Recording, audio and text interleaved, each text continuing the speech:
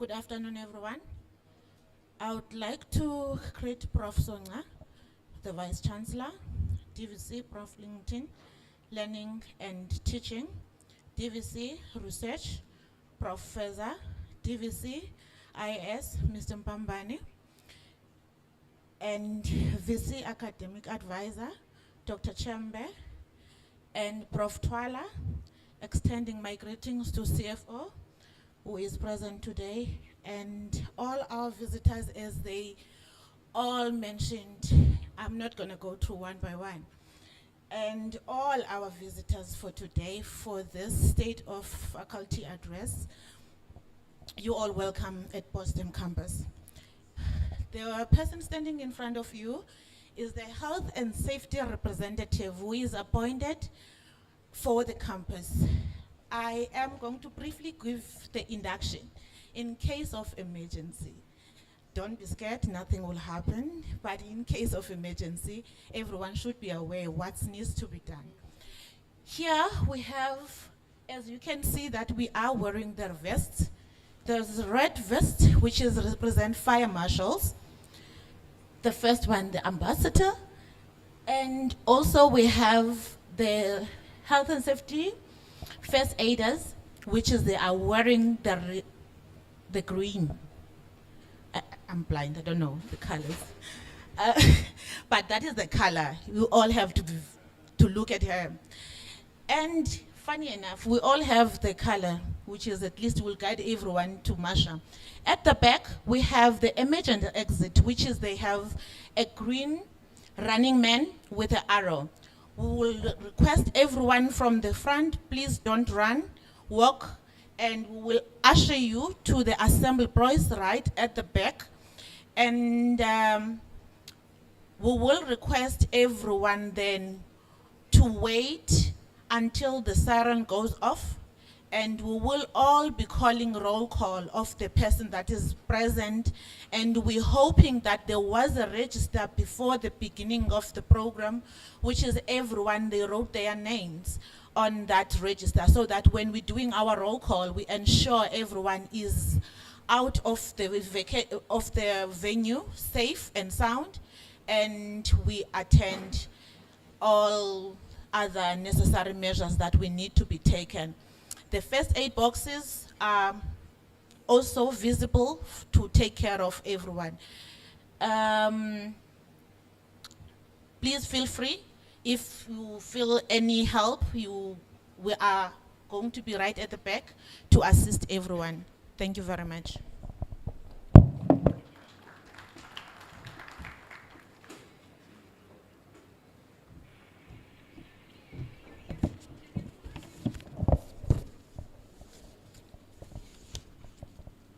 All right, thank you so much, Health and Safety crew. This is really important for us to note.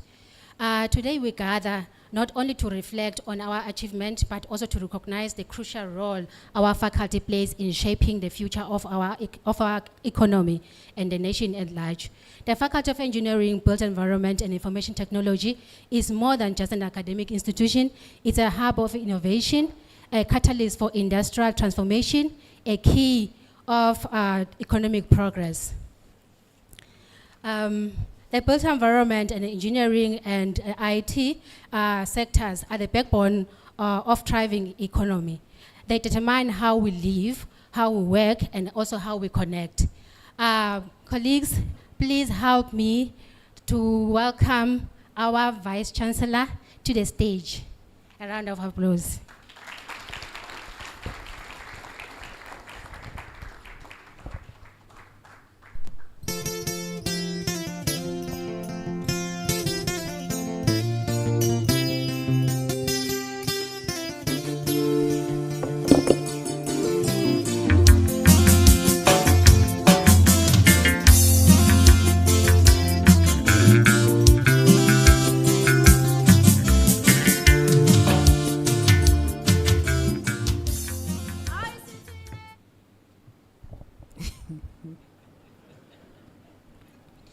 Professor Tola, we must tell colleagues to ask about my preferences in music.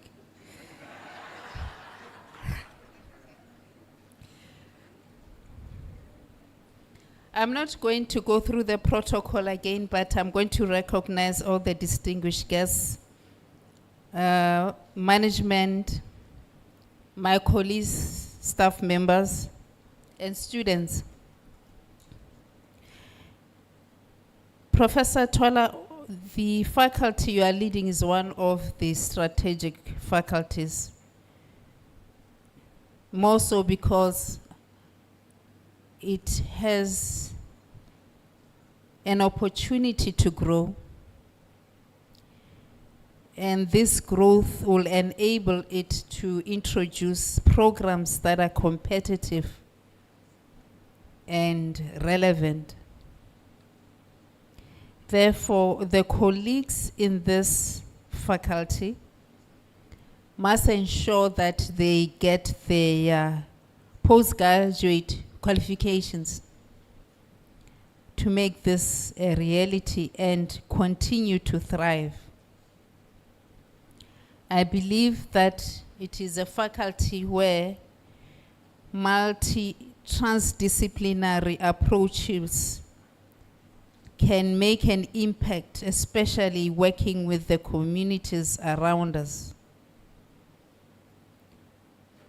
In about 3 weeks' time, we'll be hosting our third transdisciplinary conference on this campus. And I hope that colleagues will support us, support the institution, and even invite people externally. We would like this faculty to be a hub of ideas and innovation, where academic discourses find expression.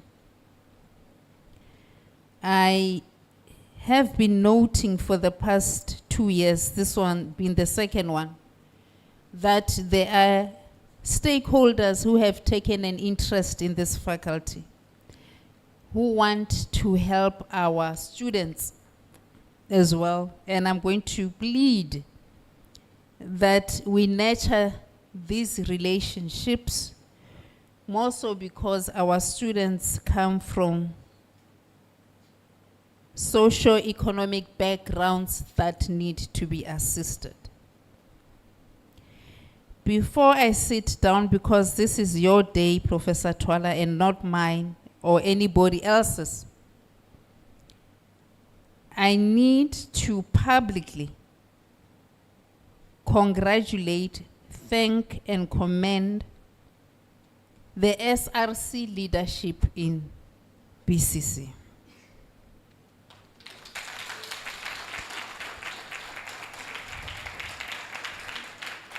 BCC used to be a hub of student protests. But in the past 2 years, BCC has been quiet. And everybody is wondering what is happening. And for those SRC leadership that I have engaged, I cannot help but marvel at the maturity that they exhibit. Ke ndiyanicela bantwana bam, continue on that trajectory. This is your university. You need to protect it and defend it. Thank you very much.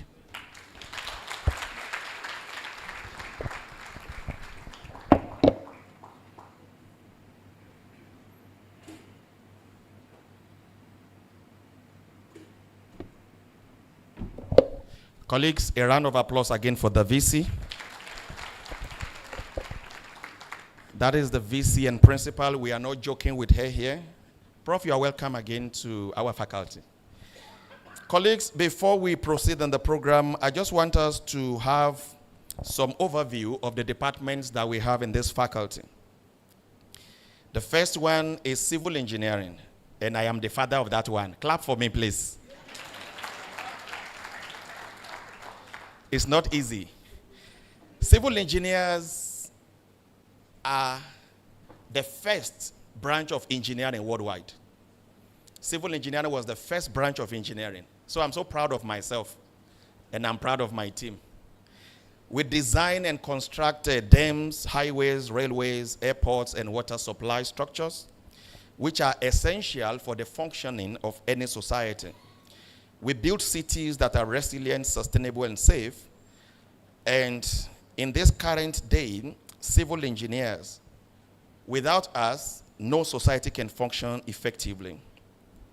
So that is the first department in this faculty. I'm going to information technology and networking.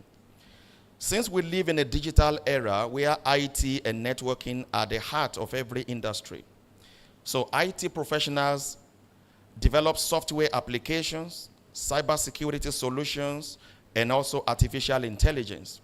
And all these are there to improve productivity and security of the society. The networking specialists connect businesses, institutions, and individuals, and they ensure seamless communication, data transfer, and global collaboration. Also, we have a department called Business Applications and Technology. So these departments, they are the bridge between technology and business because these two are inseparable. From digital banking to the e-commerce, to cloud computing, to big data analytics. These are what this department is known for. Without business applications, companies would not operate in today's digital marketplace. And also, the world economy is increasingly dependent on innovative software solutions that drive efficiency, automation, and customer engagement. I will hand over to my colleague, Prof. Mashuama, to continue from where I stopped. Clap for me again, please.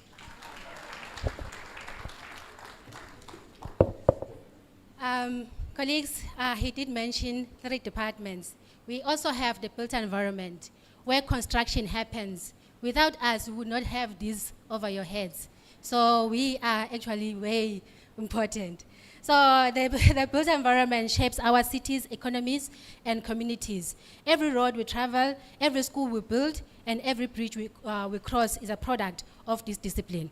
Also, construction management ensures infrastructure projects are executed efficiently, on time, within budget, and creating employment and boosting local communities. Moreover, we've got quantity surveyors that provide expertise in terms of cost management and financial planning, ensuring sustainable investment and reducing economic waste in major projects. Also in our faculty, we have electrical engineering. The modern world runs on electricity. If now the electricity can shut down, you know that all of us can be affected, or maybe we cannot have electricity for a week, we can be affected. So electrical engineers are at the forefront of delivering power to industries, homes, and businesses. They design smart power grids, renewable energy solution, electrical systems that ensure energy security and drive industrial growth. With renewable energy becoming a national priority, electrical engineers are leading the shift towards sustainable green economy. On top of that, we have the mechanical engineering, manufacturing, transportation, healthcare, and robotics. All of us, we came here using some mode of transport. So without those guys, I think it will take us forever to arrive where we are. So they design the machines, vehicles, and industrial tools that power the economies. From automotive innovation to advanced robotics and automation, mechanical engineers are shaping the future of industries. With those words, colleagues, we were just highlighting what the faculty is made up of. We have had Prof. Songa, your words. Staff members, we are working so tirelessly and hard to develop these programs that will come into fruition very soon. And also our staff members, they are actually studying. We have proof, we've got some that are graduating, that are getting their highest qualification. So we will be in a stage whereby we'll be able to offer this qualification when the time comes. On the stage, I would like to call upon Prof. M. Ntobi, the CEO of Science Bono Discovery Center. Professor Mfanelo Ntombi is a policy analyst, decoloniality scholar and research professor by training. He currently holds the following position: Chief Executive Officer of Science Bono Discovery Center, Board Chairperson of Gautrain Management Agency, Council Member of Wits University, Council Chairperson of Ekurhuleni East TVET College, Interim Board Chairperson of the Transport Authority of Gauteng, Member of the Council of the Southern African Association of Science and Technology Center, Member of the Gauteng Ethics Advisory Center, Associate Research Professor at South Valley University in Zambia, affiliated to the Global Center of Academic Research as a research professor. Thank you so much. May you please assist me in calling him to the stage.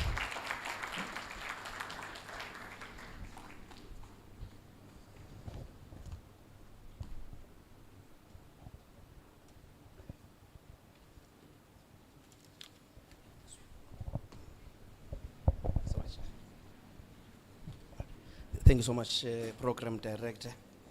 I thought my role has been cancelled because I was meant to introduce the keynote. Now I'm being introduced. You can only get that at WSU. Thank you so much. Vice Chancellor Songa, let me also do the same in case I don't follow proper salutation protocols. Manditi. I've greeted everybody. My task, well, I've been given a privilege to introduce Professor Didibugu Wellington Twala, who's currently Professor and Executive Dean at the Faculty of Engineering, Built Environment and Information Technology at Walter Sisulu University, and he assumed this role in January 2024. He is the former professor and director at the School of Engineering, College of Science, Engineering and Technology at UNISA. He is also the former head of the Department of Construction Management and Quantity Surveying at the University of Johannesburg, where he was a director of the South African Research Chairs on the Initiative in Sustainable Construction Management and Leadership in Built Environment. Prof. Twala is a National Research Foundation rated researcher.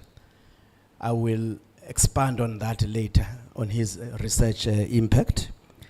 He offers research support and advice on construction-related issues to the construction industry in South Africa and government.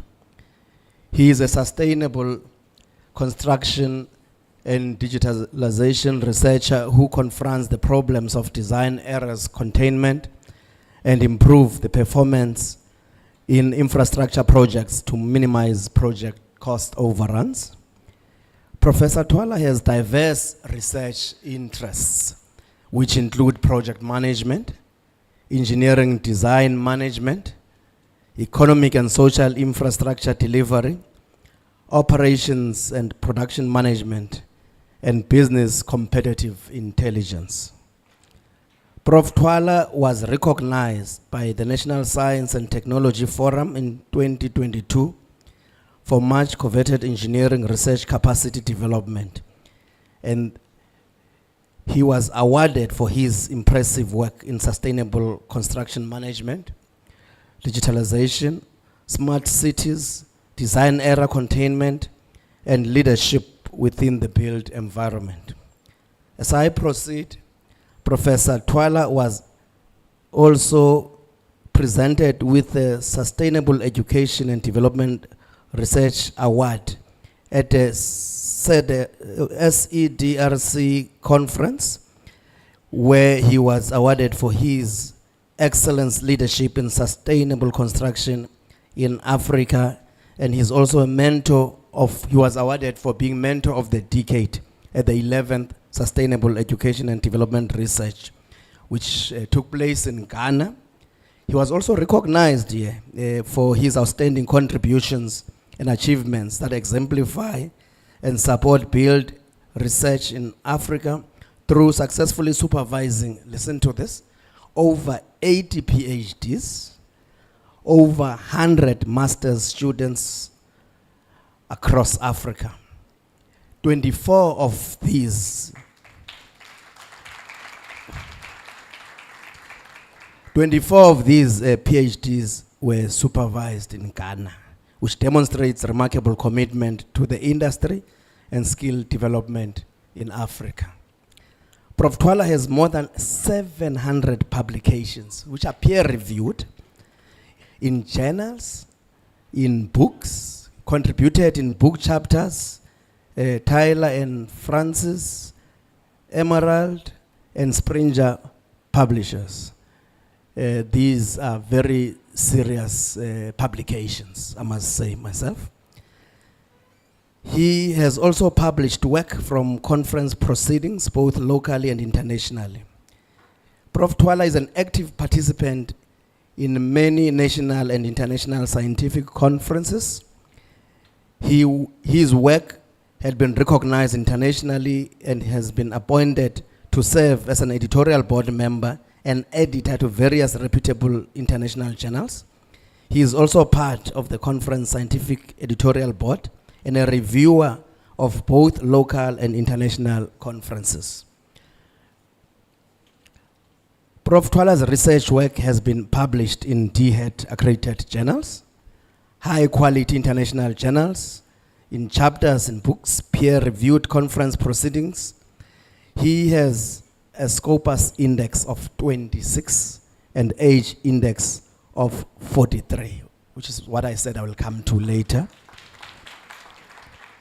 which is remarkable indeed and demonstrates excellent scholarship. What are his editorial responsibilities? He is an editor-in-chief for the Journal of Construction, Project Management and Innovation. It's also DHET accredited. Series editor for Routledge book series on research collections for construction in developing countries. He's a deputy editor for Engineering, Construction and Architectural Management Journal between 2015 and 2019. He was also the editor in the Scientific African Journal Elsevier between 2013 to 2016. Prof. Twala serves as an editorial board member to various reputable international journals, as I would have mentioned earlier, and he also serves as a member of the Global Leadership Forum for Construction Engineering and Management Programs, where he represents the African continent. Global Leadership Forum for Construction Engineering and Management Programs advances construction engineering and management programs by sharing programs, information, trends, and timely issues around the world. In addition to the excellent research advances across the globe, which are creating new trends and benchmarks for future activity, there are other significant elements that play an important role. He serves in boards. I hope you have declared.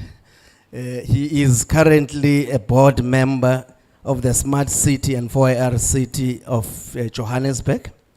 Past board membership participation, he used to be with the Port Regulator of South Africa, and here he also served on their Human Resources and Remuneration Committee. He is the president of the Association of Schools of Construction of Southern Africa. He was the vice president of the South African Council for Project and Construction Management Professions. He was also a Gautrain Management Agency member of the board. Coincidentally, this is the board that I have a privilege to chair now, long before myself, just to declare. At Gautrain, also, he participated in the Finance Committee as well as Social Ethics Committee. He was a member of the Johannesburg Development Agency. He was also a member of the Risk and Audit Committee at JDA. He served at the Johannesburg Market Board He also served at Johannesburg Social Housing Company. He served at Cross Border Road Transport Agency. He was also a council member of Ekurhuleni TVET College. Is that Ekurhuleni East, where I'm currently the chair again. What a coincidence. Ladies and gentlemen, I present to you Professor Titipuku Wellington Twala.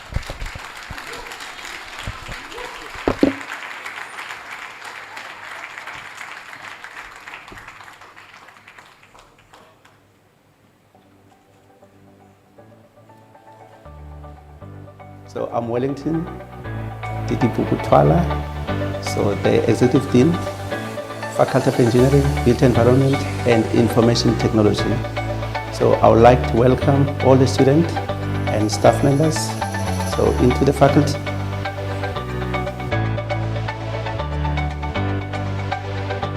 So the Faculty of Engineering, Built Environment and Information Technology is composed of 7 departments. They are around the areas of engineering. We've got different engineering offerings, and then we've got the built environment and the information technology. So it is quite imperative for the country to address each particular problems. We train students. Those students whom we are training, they need to address the areas of poverty, infrastructure, deficiencies, and also in terms of administration. If I can talk about a little bit of our engineers are involved in design, in the planning of infrastructure. Then we also produce project managers, quantity surveyors who are involved in the management of projects, and we also produce graduates around the area of information technology who are the ones who are driving the ICT industry. We have great academics who are leading the different departments. Professor Sibanda is a HOD for the Applied Information and Mathematical Sciences. Dr. Mashwama is leading the built environment. Mr. Samuel Ati Pringpok is leading the electrical department. Professor Igutaisi is leading the civil engineering department. Mr. Beta is leading the mechanical engineering. Dr. Lukose is leading the information technology and business application. And lastly, Mr. Okute is leading the Department of Information Technology, Networking and Information. We are based in 2 campuses, the Buffalo City campus, which is composed of College Street,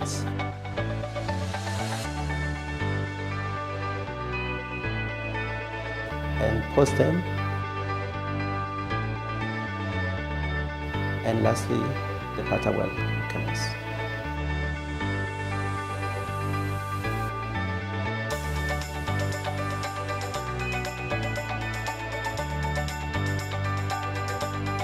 Already told you about the faculty in terms of its offering.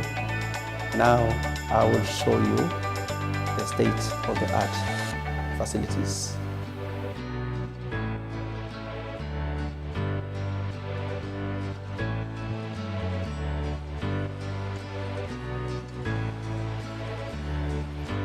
So I'm currently in the thermodynamic labs, which is in our PCC, Chislers campus. So we have also other labs in the different sites. So in terms of Postdam, we have the STEM lab. In terms of College Street, we have got civil engineering lab, electrical lab.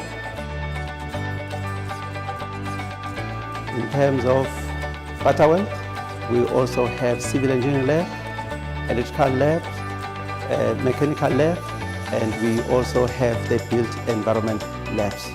What I can tell you with the Faculty of Engineering and the built environment, our facilities, they are just the state of the art.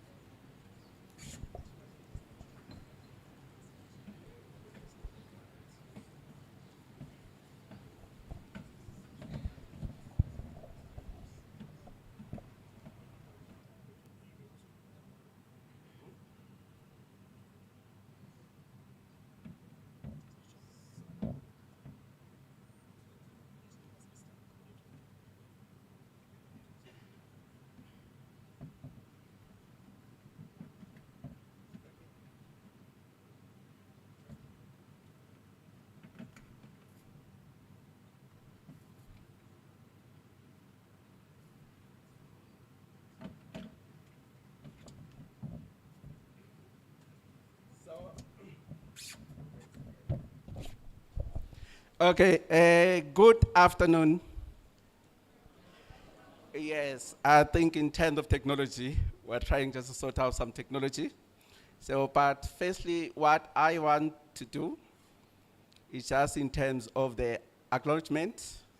So in terms of the Vice Chancellor and Principal,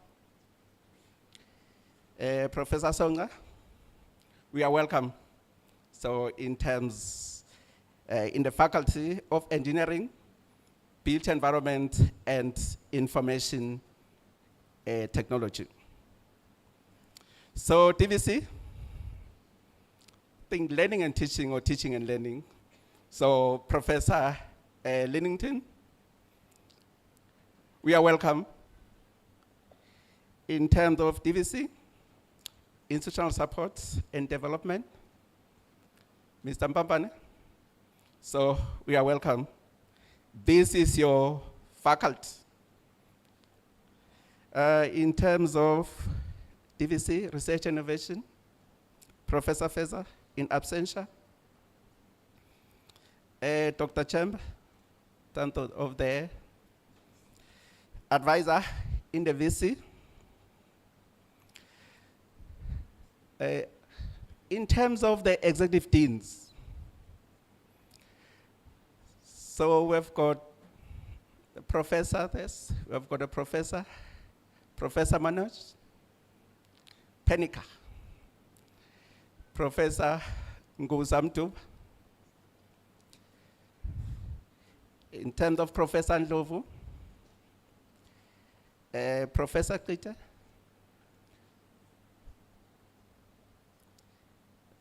Professor Modi. I think in terms of the other executive dean, some they've got representative because they've got some other pressing issues that they need to deal with. So Mr. Zulu, so the director, in terms of the executive director, Mrs. Makal, in terms of CFO, so I can't forget the CFO. The CFO is here, the event is here, so he had to sign. Otherwise, if ever he doesn't sign, so I'm in big trouble. So I've got the directors, Dr. Mabunda, the library. In terms of support, the faculties like this, because of the library, they always just in terms of support. Professor Bantwin.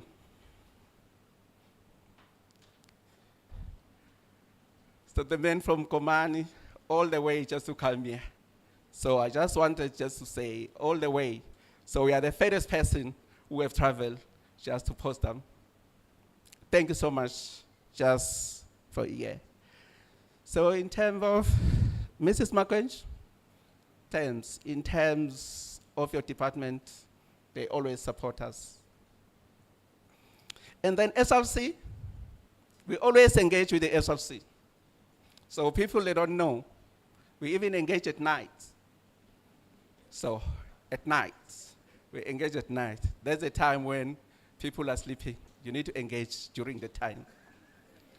So in terms of student affairs, so thanks so much. Student affairs, all the time, when I have to meet the SLC, their problems, I always go with them, you know.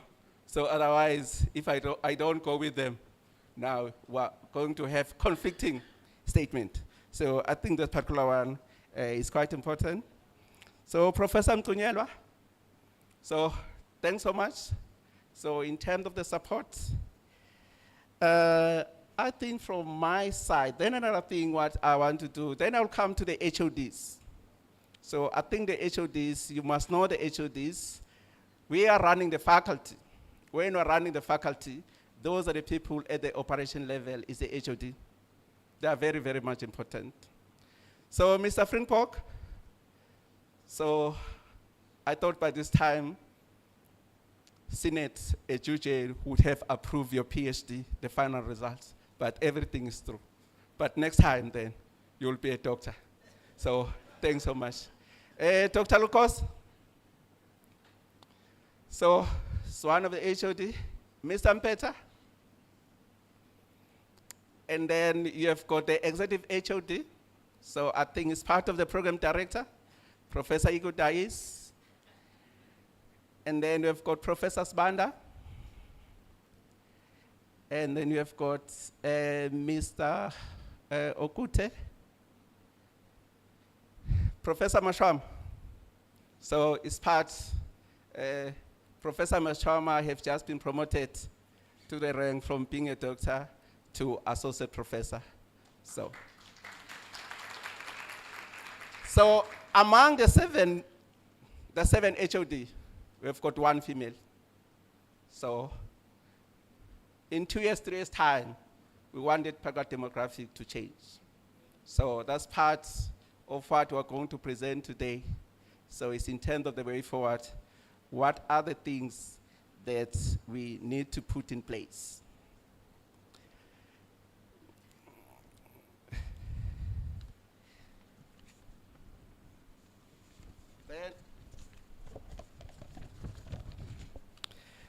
Okay, if I go in terms of our external stakeholders, we decided just to invite part of the external stakeholders.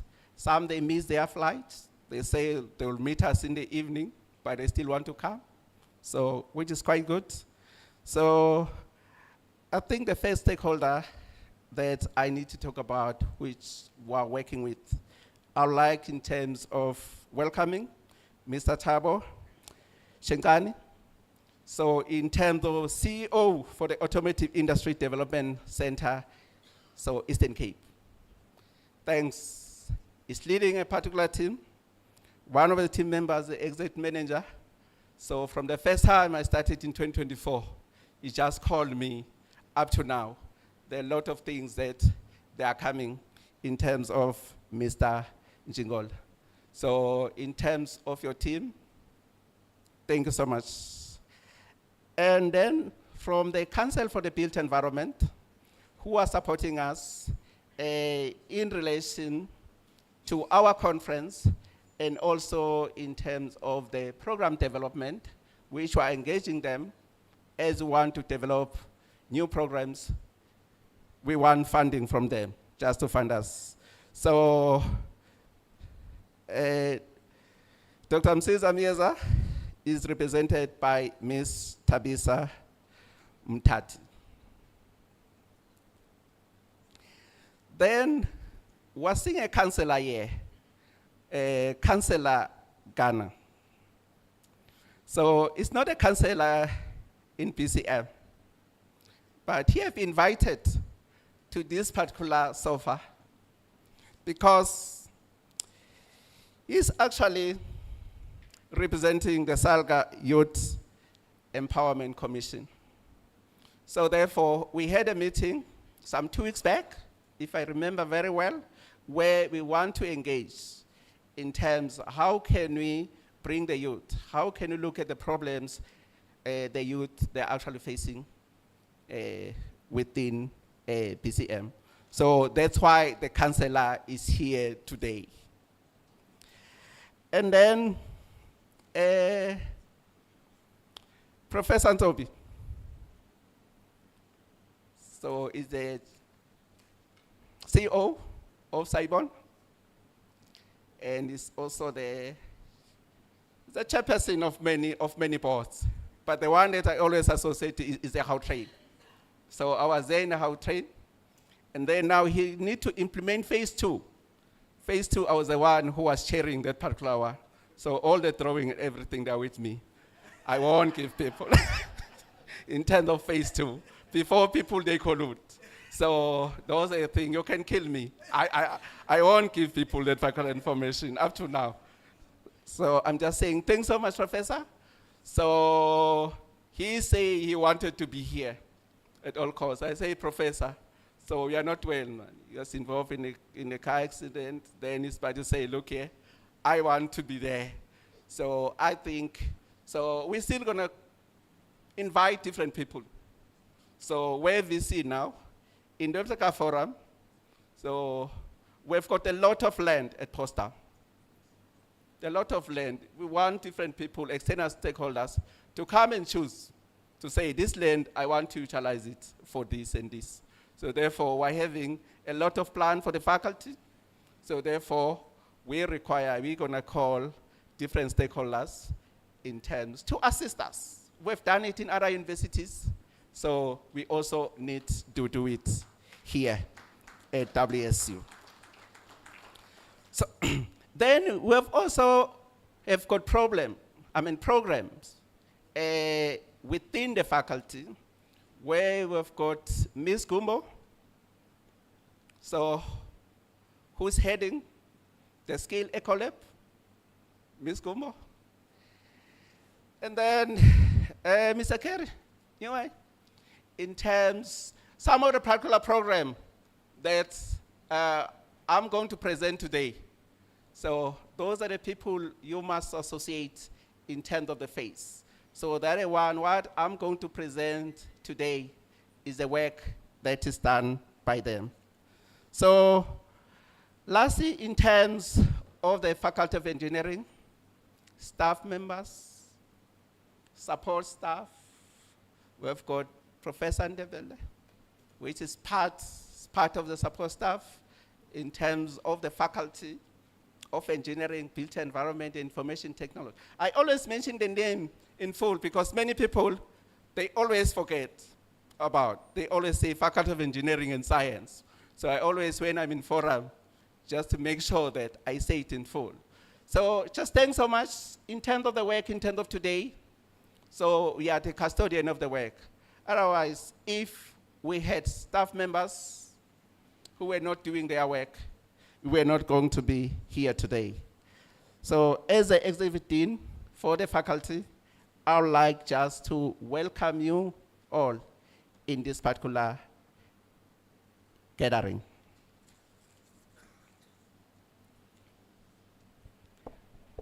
Let me see if the technology.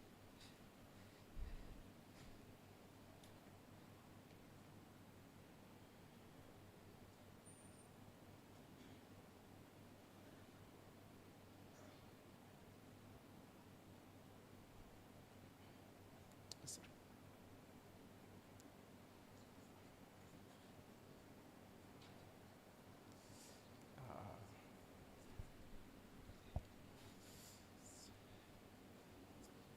Sir.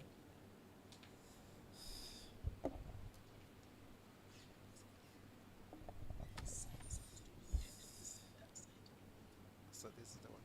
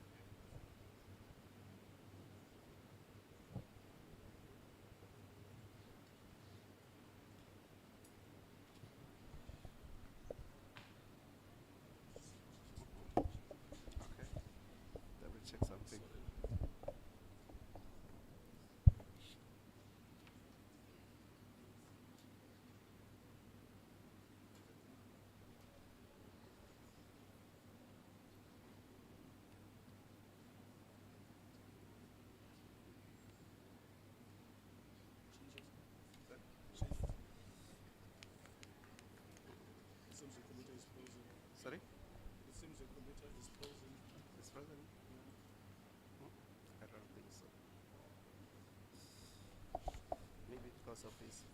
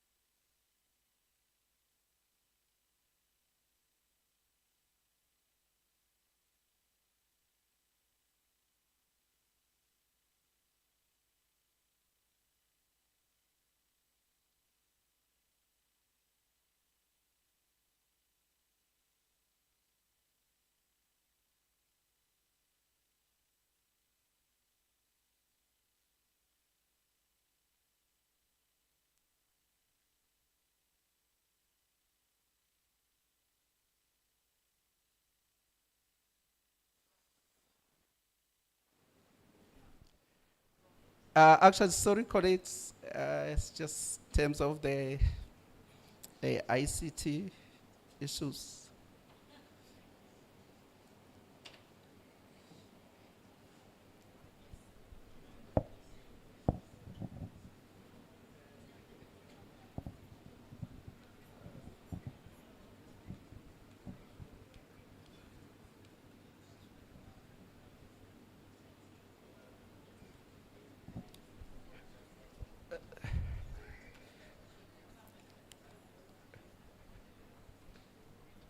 So, okay, colleagues, let us continue. We're going to do it the manual way because we'll do it the manual way because in terms of the automated one, it's actually not working. So therefore, so I don't know. It looks like a cable is not connecting actually to the computer. So what we look at is is in terms of outline. So I think in terms of looking at the overview, so of the department, look in terms of the breakdown of the department, staff profile, inside yellow achievement of the faculty with regard to teaching and learning, research, innovation, and community engagement. We're also going to look in terms of the new program development and also look in terms of the programs around the empowerment of women. So qualifications that are offered, we'll check in terms of what we have now and also in terms of the future. And we're also going to look in terms of the achievement and what are the future plans. So in terms of introduction, so in terms of university, if you are looking in terms of the 2030 strategy, it spells out the vision, the mission and values and strategic focus of the university. This strategy is, among other things, aimed at creating optimal conditions for teaching, learning, research, and community engagement. If you are looking in terms of the overview of the faculty, so the faculty was established as part of the strategic rationalization and consolidation initiative. So within the university, encompassing 7 key departments that align with each educational and industry objectives. So, aligned with the World Sustainable Strategy 2030, so the Faculty of Engineering, Built Environment, and Information Technology is then at the intersection of critical disciplines that shape the foundation of our society, offering engineering, built environment, and information technology, which must be the driving force behind economic development, sustainability, and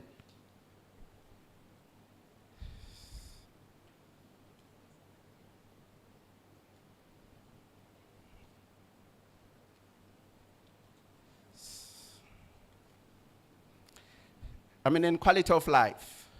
So basically, in terms of the faculty, these are the challenges, the fundamental faculty that we must address. We're looking at the issue of energy crisis. We have got a department that deals with the issue of energy. We're looking at the issue of water pollution. We've got a civil engineering department that deals with that particular issue. So when we're looking at the issue of food shortage, diseases, those are the issues that we deal with in the built environment spectrum, whereby when we look in terms of our workers, part of the thing that affects our workers who are on site, so they're based on the issue of food shortage and also in terms of diseases. We'll talk about those one in terms of the short learning programs that we're establishing just to address those particular issues. In terms of water crisis, that's one of the particular problem that the country is facing, which also in terms of Eastern Cape, especially this particular campus, and also in terms of our Butterwell campus is having that particular problem in terms of water. So we require the departments within the faculty to assist us in addressing those particular problems. In terms of traffic congestion, so you come to East London, so the traffic here, people they complain. As a professor, go to Johannesburg. That's where you'll see traffic, where you can move, 2 kilometers in 2 hours. Then you'll say there's traffic here. When we complain about traffic here. But what we're saying now, as a faculty, let us look in terms of the future. How can you prevent that particular situation? Because traffic congestion, when you look at it, it affects productivity. So let us not reach that particular stage where we are going to be affected by traffic congestion. So rapid technological advancement. So we've got the department in terms of information technology, they need to be able to assist us. We've got issues in terms of crime prevention, the issues of safety. How do you do digitally to address those particular issues? So we've got the issue of high population. We need people who can address in terms of infrastructure, in terms of our 3 streams of offering. What we require as a faculty is to train students to solve these particular challenges. The question that we need to ask ourselves as a faculty, are we producing engineering built environment and information technology students that are ready to face and tackle these particular challenges?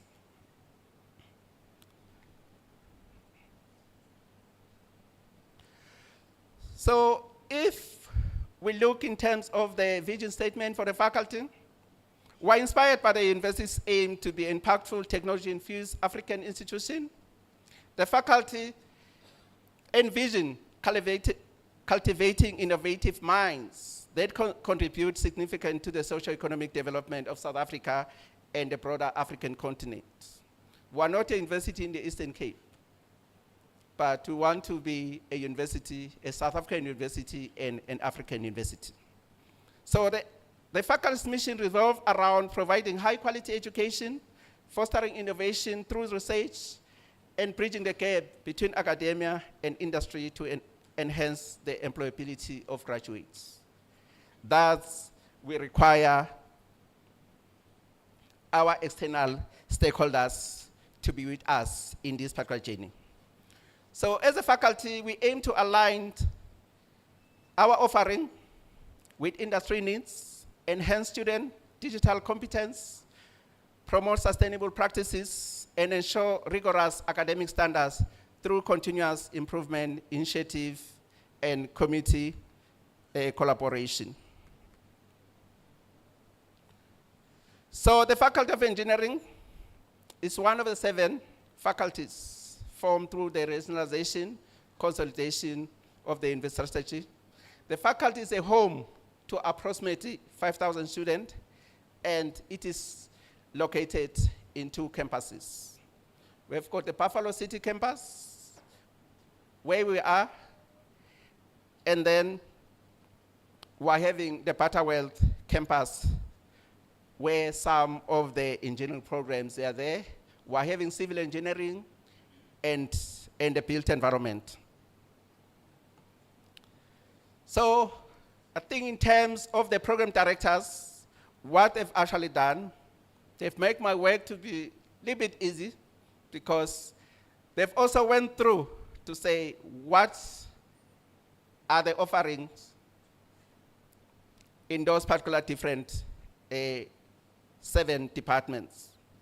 So we're having the Department of Civil Engineering, Department of Electrical Engineering, Department of Mechanical Engineering, Department of the Built Environment, Department of Business and Application, and the Department of Networking and IT Support, and the Department of Applied Informatics and Mathematical Sciences. So on top of that, we're also a home to the Eastern E-Skill Lab, which Ms. Gumbo had that one. So through an MOU that was signed with NEMISA, a stand-alone entity reporting to the Department of Communication and Digital Technologies. So this is one of the 9 eco labs with a mandate to provide digital skill training for the proper use of technology in order to enhance the quality of lives of South Africans. So inspired by the Walter Sisulu vision of being an impactful, technology-infused African university, FEBET is also a home to the Technology Innovation Agency. So I think Karen there, say, is a director, is a station manager. Station program by the higher education with the primary aim of enhancing the competitiveness of South African industry by facilitating the application of specialized knowledge and technology through bridging the gap between academia, small and medium enterprises, while enabling innovation through technology transfer and development. So in terms of the qualification that are offered in the faculty, all 7 departments offer various diplomas and advanced diploma, fostering a comprehensive understanding of their respective fields, ensuring graduates are workforce ready. So currently, those are the different streams: the engineering, built environment, and information technology. In the engineering stream, we're having the diploma level and advanced diploma only. That's our highest qualification. Under the built environment, we're having the diploma level only. We don't have the advanced diploma. So information technology, we're having the diploma level and also the advanced diploma. So one thing that I can say with regard to our qualification, our programs in the engineering, they are accredited by the Council of the Higher Education. The accreditation is there. Through the Engineering Council of South Africa, while the built environment qualification, they are recognized by the South African Council for Quantity Surveying Profession, and also in terms of the SACP CMP. That's the South African Council for the Project and Construction Management Profession. So if one of the things that, colleagues, I say I'm going to talk about is the issue of the short learning programs. In 2025, those are the short learning programs that as a faculty, we are going to offer. So the occupation, construction, health, and safety. If you look in terms of my slides at the beginning, we're talking about the challenges. Part of the challenges that the built environment is facing is around the issue of the health and safety. You remember the Ngobo building where it collapsed. Part of the issues, it's the issues of construction health and safety not being adhered to. Then the second program is around construction project management. We need managers. You may have engineers, but engineers, they need to be managed. Otherwise, you may have good engineers, but if you don't have project managers, the particular project will always have cost overrun. Facility management of infrastructure and buildings. That's one of the short learning program we'll offer. Coding and programming. artificial and intelligence, so that's AL, communication networks, essential for cybersecurity. Those are the 7 short learning programs that we're offering from 2025 moving forward. So, ladies and gentlemen, it's quite important to look in terms, we may have the dreams, but those particular dreams must be fulfilled by competent staff members. Let us look in terms of the staff profile. The faculty comprises a diverse and highly skilled team of academics, professional, committed to excellence in teaching, research, and industry collaboration. So staff members, they represent various nationalities, background, specialization, fostering an inclusive academic environment. So I'll move to the table. So where I've summarized in terms of the staff profile, and based on the staff qualification program for the faculty, these are the figures which inform it. If at the bottom, if you look in terms of the bottom in the total, so associate professors, they form 5%. We don't have a full professor in the faculty, except for the ED only. So then in terms of staff members, 144, then 144 staff members that we have in total. 5% we've got is associate professors. We've got 19% staff members who are having PhD. Masters, 32%. Where I've highlighted now, when looking in terms of your honors, we're talking about staff members 10%, and those who are having BTech and advanced diploma are talking about 19%, and those who've got diplomas 3%. So in totality, we're looking at around 32% people whom we need to move into the master's category. So therefore, 32% for people who don't have a master's program, it becomes a problem in terms of offering. And then what we need to do as part of the faculty in terms of offering, we need to make sure we cannot employ new people.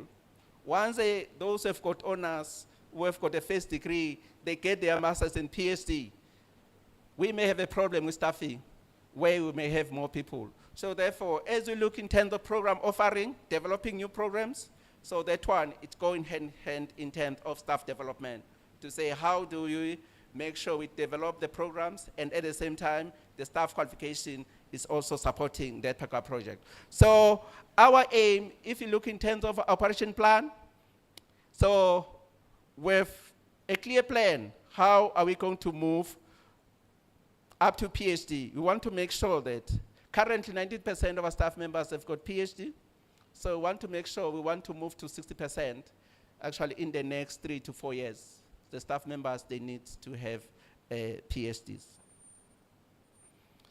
So if I can go into departments, I think I've talked a little bit in terms of the department, in terms of the breakdown. So I think I can move just to the next slide, just to look in terms of the Department of Civil Engineering, which is headed by the Executive HOD, Professor Igudais. So we're also having the Deputy HOD, Mr. Pesa. So in terms of these particular departments, in terms of offering, there are 2 programs that are being offered, Diploma in Civil Engineering. So this one, they are offered both in this particular campus and also in Butterwell campus. So this particular department is having your diploma and advanced diploma. Later on, I'm going to show you what are the plans, what are we doing from moving from the advanced diploma into the next level. So in line with the faculty vision, the Department of Civil Engineering strives to provide technologically and vocationally trained graduates, which enables the university to respond to the career needs of the community. In terms of Department of Electrical Engineering, so it's led by Mr. Samuel Ajay Fringpok. So the department also offers 2 programs, the diploma program and also in terms of advanced diploma programs, and also the programs they are accredited by EXA. This program are both offered in the Buffalo City campus. So this one, it was at Butterworth and PCC, but right now we're only offering in the PCC campus. So the aim of the department is to produce technologists who meet the minimum criteria for registration as candidate technician and candidate technologists by EXA. The mechanical engineering department is headed by Mr. Z. Mpeta. So the department was established in 2005. Also, it offers in terms of diploma in mechanical engineering and advanced diploma. In terms of mechanical engineering, is also now based in the BCC campus. So in line with faculty vision, the Department of Mechanical Engineering strives to provide technologically and vocationally trained graduates, which enables the university to meet the criteria needs of the community. The Department of the Built Environment, led by Professor Mashwama. This is the only department that offers the diploma in building technology. So this one is run in the Butterworth campus and also in the BCC campus. So the department promotes excellent and appropriate application of technology and research, and it offers career-oriented programs consonant with the requirement of the Sovereign Council for Quantity Surveying Profession and SACP CMP. So the diploma in technology is geared towards producing graduates aligned with the needs of the construction industry in South Africa and beyond. The Department of Networking and IT Support, led by Mr. Okote. So it offers diploma in ICT communication networks and advanced diploma in communication networks, which are offered in the PCC campus only. The department offers accredited qualification that are specifically aimed at preparing future-ready students for the workplace and as budding entrepreneurs by offering relevant learning and teaching experiences, community outreach, and research skills that will enable diplomats and graduates to demonstrate with competent knowledge and judgment in addressing some of the South African in terms of the pressing program for the country. So in terms of Department of Business Application, development is led by Dr. Lukosa. So here we offer in terms of diplomas and also in terms of advanced diploma qualification. I think later on you'll see that, so in terms of our last Senate, I think we're supposed to have Senate, we've got 2 qualifications in terms of the bachelor's degree and the honors that need to be approved. Then from there, we'll be taking them out to the Council for the Higher Education for approval. So we're looking at offering those particular 2 qualifications from 2027. I'll show you later, those one. So this particular qualification are specifically aimed at preparing entrepreneurial, future-ready students for the workplace by offering learning and teaching, community outreach and research skills and experiences that will enable the diplomats and graduates to demonstrate competency, knowledge, and judgment in addressing discipline-related problems. So in terms of Department of Applied Information and Medical Sciences, that is led by Professor Sibanda. So this particular department stands as a testament to innovation, having emerged from successful amalgamation of our informatics and mathematics department. So it extends across 2 pivotal campuses, the Buffalo City and also in terms of PCC, serving as a backbone of engineering mathematics and use computing and programming. This foundation nurture the engineers of tomorrow, equipping them with the skill necessary to tackle complex engineering problems. Now, if we go to one of the programs, the Eastern Cape eSkills Collabs. It aims to enhance digital literacy and equip individuals with essential technology skills to improve their quality of life through targeted training. So in terms of the EcoLab, there are short courses that are being offered. They include mobile digital literacy, introduction to data science, cell phone repairs, which collectively save over 2,600 participants in expanding their digital skills. You'll see on the right-hand side, so we had an article there, cell phone repair training to create jobs and service rural areas. Those are parts. Ms. Gumbo have trained so many people in Eastern Cape around. There are some cell phone repair people who have been trained. They are running their own businesses, which is a contribution of this particular faculty. This one is just about in terms of the media coverage. So some of the work that have been done by the eSkill EcoLabs, they have appeared in many newspapers like the Daily Dispatch, SAP News. So through this PACA initiative, NEMISA together with WSU have managed to provide short trainings on the following short courses. So those are the courses on the right-hand side. So, I mean, just basic digital literacy. So also we're looking in terms of your 4IR technology.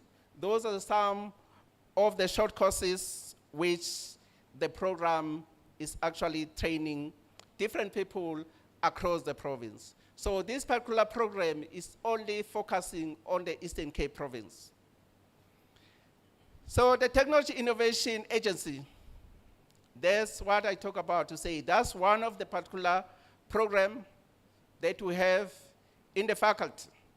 The primary goal is to enhance the competitiveness of South African industry through technology transfer, bridging the gap between academic research and practical application in the small and medium enterprises.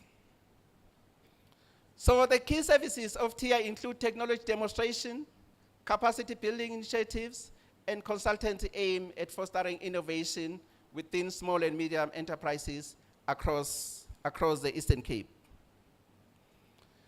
So if you're looking in terms of successful projects, successful collaboration include the design and production of components for renowned companies, showcasing the practical application of research and technical skills developed within leveraging local industry partners.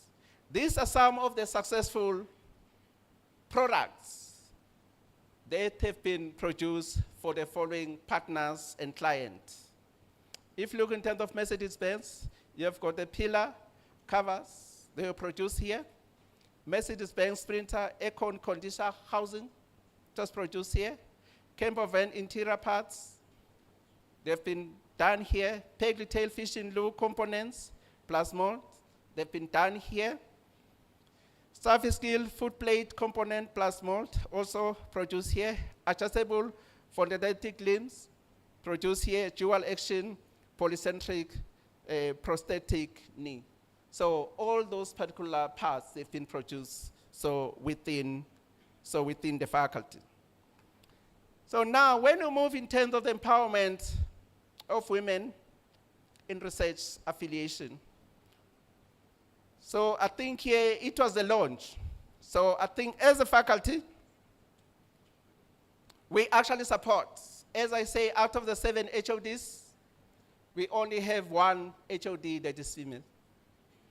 I think what we need to do in terms of our plan as a faculty, we've given a safe 5-year plan to deal with the PACA issues. It's not an overnight. We want to appoint people who are also competent in those PACA areas, who are, when they're given responsibility, they need to be able to run. But this one is more about in terms of research. ARIWA is a university initiative created to support female academics in research at the Walter Sisulu University. The university offers an array of support for developing emerging female researchers and postgraduate students. We will implement various capacity development programs to empower developing and emerging female researchers. What are the goals of ERIWA? Increase the number of female researchers actively engaged in research, increase university research output, improve postgraduate throughput rates, increase the number of female researchers securing external research funding. That one is quite an imperative that we need to be able to get a lot of money from the industry to be able to have sustainable department and sustainable programs. So from the faculty perspective, which is quite important, the faculty fully support and is behind EWIRA as this initiative aligns with the faculty strategy of empowering women in the built environment in order to address the gender gaps, which is there. In order to foster innovation, diversity, sustainability, the faculty through EWIRA FEBET committee have organized writing retreats that will take place here in East London towards the end of this particular month. So I think I've highlighted those particular one. Why are we supporting the ERIWA? So those are the parts of the reason to say we want in terms of the diversification that must be there. So various interventions are in place to empower women for leadership position, so actually within the faculty. So we had, just to encourage, during the Women's Day celebration, the faculty organized a public lecture by Dr. Bridget Samula, the CEO of EXA. He was a guest. So the event was dedicated to women in engineering, built environment, and information technology fields.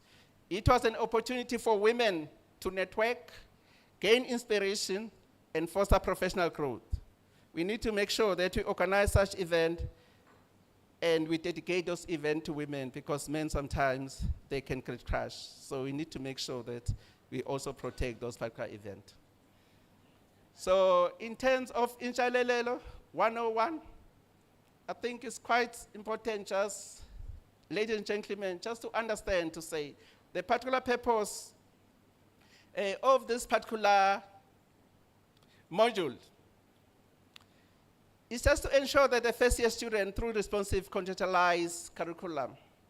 So it is a first of its kind. It was piloted in 2004, so in the Faculty of Management and FEBIT. So the purpose of this particular module is to enhance the transition from basic higher education, promote retention of first year, promote student access, improve the graduateness, ensure holistic student development. High school, they don't prepare students for university. High school, they prepare people for the world of life. When you hear a person saying, high school, they're not preparing first years, that person is wrong. University, once you finish your high school, you can do anything. High school, they don't prepare students for university. So therefore, this particular module is just to ensure that those students who come from high school, are we ready for them? Part of this particular module is just to ensure that we're actually ready for them. So I think this one, part of the particular program, so just during the orientation, where we're taking them through the modules, encourage them just to focus on their studies. So then, ladies and gentlemen, what I'll do now, I'll focus on the issue in terms of part of the achievement, which most are going to deal in terms of 2024. So up to now, I think in terms of up to today. So in terms of teaching and learning, the faculty have significantly improved its teaching methodologies, integrating technology in classrooms, which have resulted in better engagement and improved academic performance across various programs. If you look in terms of our pass rates since 2024 is actually improving, and we want it to improve. In terms of the use of technology, we're incorporating visual reality, augmented reality, and simulation technologies into curriculum, enriches learning experiences, preparing students for technology-driven workplaces. So in terms of blended learning approach, the adoption of blended learning and methodologies has transformed the educational experience, enabling flexibility and improving learning outcomes through targeted strategies that emphasize student engagement. So in terms of internal staff development workshops, regular workshops aimed at enhancing the pedagogical skills to ensure that faculty members are equipped to implement innovative teaching techniques, further benefiting student learning.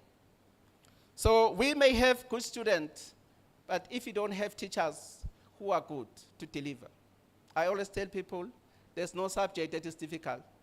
You'll find a lecturer is unable to teach that particular subject. Any subject is easy, but if you don't know how, we are specialists in that particular subject, you should be able to ensure that you translate it very easy to another person. So if you're looking in terms of research output, in 2024, the faculty has achieved a remarkable increase in research output. So with a substantial number of publications in reputable journals showcasing the faculty's commitment to advancing knowledge and innovation. So the faculty has managed to increase the research output with approximately 30 units, which is made out of 38 published journal articles, 13 peer-reviewed research conferences, 6 book chapters, and 3 books. So just despite the faculty having only an undergraduate programs, it is commendable that academics work tirelessly to improve the faculty research output, with the built environment department leading in terms of research output, the one that is led by Professor Mashwama.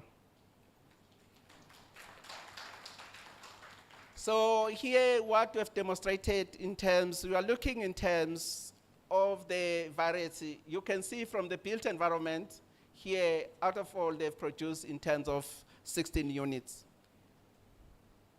So in 2024, those are the books. This is book number 1. So I think the author is there, Professor Ogidona. So it's one in terms of the authors. So this particular one was also published in terms of 2024. So this one was in terms of 2024. So this one, it has been published now in 2025. So it's already out, it was published, it came out, so in February. So I think in terms of books, we're just showing to terms, in terms of the faculty, to say if we can have our postgraduate programs, it means the faculty can be able just to do wonders. I always tell in terms of the HOD to say, as a faculty, we don't want to fill somebody's shoes. We come with our shoes. We are walking with our shoes. We are not filling somebody's shoes. So therefore, that one, that's the motto in terms of the faculty. So in terms of the niche area, we're having a niche area in terms of ICT for sustainable development, led by Dr. Lukose. So Dr. Lukose is in the final stages. There's an edited book that is coming out. So now the copy is completed. It's just ready in terms of the final production. And if you look in terms of publisher, reputable publisher, so I think part of the thing that we are also encouraging in terms of the staff members and everything, just to be able to go for the top publishers. So then in terms of second niche area is process technologies and material science in engineering, led by Professor K.V. Mjali. So here what we've done also a lot of work around this particular niche area. And in 2025, more people are involved in this particular niche area. So in terms of the faculty, so I would like to invite all of you in Postdam. All roads will lead in Postdam, 6 to 9 July, 2025. So you can go there on the website. You can see the link that is there. So in terms of the papers, we're getting a lot of papers. So, but is the VC's conference, the MIT, is taking place now in April. So therefore, you need to support it. And then after supporting the MIT, now you come to the July one. So one of the things that we have done in terms of the conference, so the conference will be published by Springer. So already we're just doing in terms of revision of the contract. So it's going to be Scopus Index as part of the work, the visibility of the work. We want it to be Scopus Index.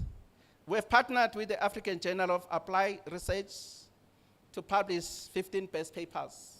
And we're just looking in terms of the draft contract, in terms of that. And this package journal is also Scopus Index. So therefore, it will increase the visibility to say, out of all the other ones we produce, will be published in a conference proceeding, and the 15 best in a journal. So in terms of the FIBET newsletter, the first issue will come out in 2025. Professor Okutona is the one who is leading this PACA project. So before the end of the year, VC, we're launching a journal, a faculty journal. Already we've done. So we've done everything. Scientific committee members, they are there. We've done the objective of the journal, everything. So we're also having an ISS number is there. The only thing that is left now is just in terms of the process now, just to go out in terms of the infrastructure for the journal to approve. And then from there, what we'll do now, we're gonna just take out in terms of the call for papers. But in terms of alternative work, so we've already done the work.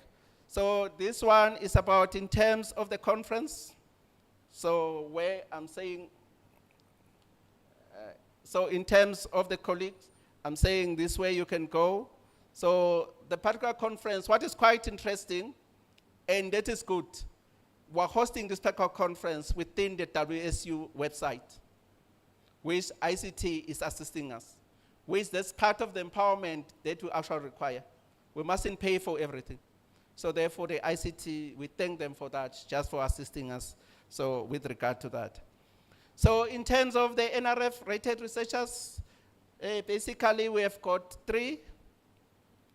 So, but in terms of the number will increase in 2026. We've got a number of research associates that I'm going to talk about. Some of them, based on their profile, when you put the application for NRF, they are going to get that. So that's why we're saying we're looking at increasing the number from 3 to 8 by the end of 2026. So in terms of the research associate and postdoctoral fellows, we've got 9 postdoctoral fellows. And then research associates, we've moved from 0 to 25. In 2024, there was 0. But right in terms of today, we've got 25. And if you're looking in terms of the productivity in the year 2025, so we are seeing the papers coming in from research associate, which I think the faculty will be doing very well with regard to research. And also what is quite important, ladies and gentlemen, around the research associate, as we're looking in terms of staff qualification, in terms of mentoring and capacity building, they are the ones who are going to assist us, also in terms of mentoring the staff and also in terms of supervision. So just come to the issue of community engagement initiative. So there are community challenges. We're in Postdam. So from the freeways, when you come here, you can see what is happening in terms of the settlement there. Then you come to Postdam. I think those are part of the issues as a faculty based in Postdam. I think I'll talk about that one in some few minutes, how as a faculty we plan to look. We want to form the foundation, and then from there, once we've got a foundation, we'll be able to take some other things forward. So the faculty addresses pressing challenges such as infrastructure deficit and economic development, fostering collaborative problem-solving initiative to societal impact. Through community outreach projects, students actively participate in meaningful engagement, providing them with practical experiences that complement their academic learning. So those are some of our initiative that we do. We have also collaboration with various governmental departments, such as Department of Transport, just allow the faculty to contribute expertise in developing sustainable infrastructure solution that is tailor-made to local needs. So we're also, as a faculty, having public lectures and forum. We want just to make sure, when you go around, I attend some few meetings in 2024, there are some people who don't know that we offer engineering programs at WSU. That is part of the thing. We require ambassadors to go there just to tell people what you offer. So within the faculty, we're having those ambassadors. Part of the stakeholders initiative is just to make sure where you invite people to the university to come and talk about industry versus academia. So those are the things that, as a faculty, we're looking at. So in terms of the new programs, there's under development. So in line with the university vision to provide quality, impactful teaching and learning, the faculty is committed to developing new programs for all the 7 departments. The faculty have made some progress in developing new programs in order to ensure the alignment of academic offering to industry needs, enhance academic reputation, improve employability of our graduate, and foster research and innovation. So we actually get a lot of inquiries. People, they want to come and study at WSU. Our only challenge we don't have those backup programs. That's why we want to have those backup programs. So as part of the staff qualification, we want to have 10 people whom gonna use as the face of the faculty. Because remember, students, they go to university not because of the name only. They also go because there are people who are in that particular university. So therefore, we're also looking in terms of that as a faculty to say, how do we ensure that people in the future, looking 5 to 7 years time, where we'll be choosing students will be looking for us, not us looking for students. Let us reach where we'll see that you have done good work is a time when students will be looking for us, ourselves won't be looking for students. But when we're still looking for students, it means we have not yet arrived. Let us make sure that we build a faculty, a great faculty. Then from there, what we'll do, students will be looking for us. Then we'll say we've done something good. So here in terms of the program mix, what we're actually saying here, if you're looking in terms of the program, so we're saying currently now we're having a 3-year diploma, and then from the 3-year diploma, then we're having 1-year advanced diploma. What we want to do now, we're developing a bachelor's degree, a 3-year bachelor's degree. That 3-year bachelor's degree will lead to a 1-year honors. Those students who have done the advanced diploma, they will move from advanced diploma into the 1-year honors. Then most of the 3-year bachelor's degree will fit in the built environment and also in terms of the information and technology side. In terms of the engineering stream, we're looking at a 4-year BEng program. So what we'll do from the BEng program, then we'll move to a master's program and go in terms of the PhD. So, but if you're looking at the side of your advanced diploma, you need to move from advanced diploma to honors. Then from there, you need to move to a professional master's. So therefore, what we're doing here, we want to make sure that we'll maintain the diploma. There are students who are going to enter through the diploma, and the students who are going to enter through the bachelor's degree and the BEng. So therefore, those who are going to enter through the bachelor's diploma, a bachelor's degree, and 4-year BEng, those ones, they are going to go the straight route to registration. But those who are going through the diploma, they are going to go a longer route. In terms of offering, we will offer diplomas and degree. So we're not choosing about, say, one or the other, but that one is a strategic decision that as a faculty, will offer that. The only difference between the bachelor's degree and the BEng in terms of the APC score is going to be a little bit higher. So that's the difference.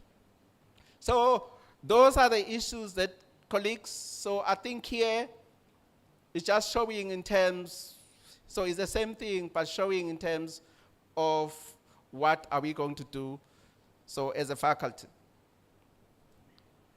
So in terms of benchmarking, as we develop the programs, one particular thing that you need to look at is in terms of benchmarking.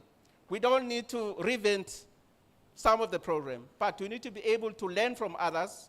What are the challenges? What are the things they've done so that we're having good programs? So we went to Kwame Nkrumah University of Science and Technology. That's a team that went there in December. And there was a great learnings. One particular thing that we learned from there, they developed things for themselves.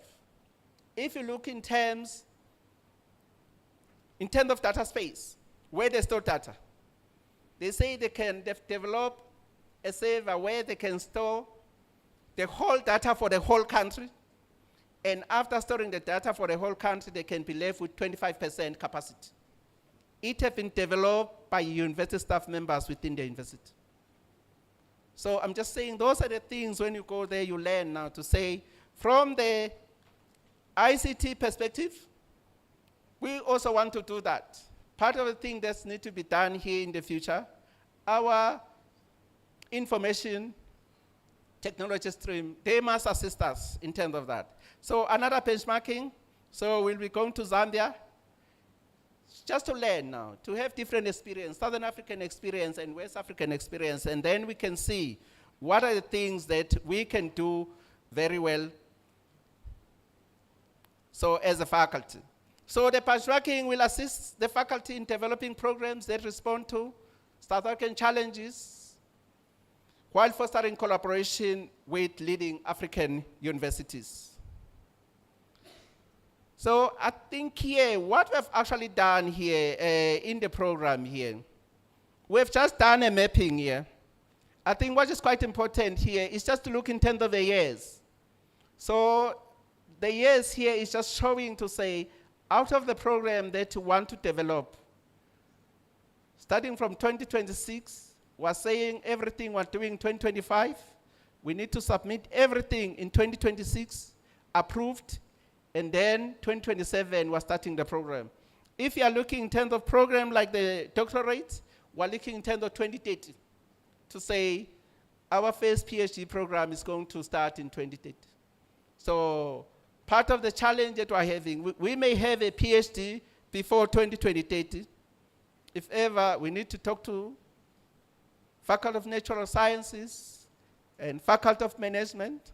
We want also to develop a master's in engineering management. That one is a multidisciplinary, so therefore we can be able to put it in place, so as using them in terms of the feeders. So we may have a PhD, but the specialized PhD in the different programs, that one, it will come in terms of 2030, according to our program that we're putting in place in terms of developing programs. So I think here it's just graphically, just to show in terms of what is happening.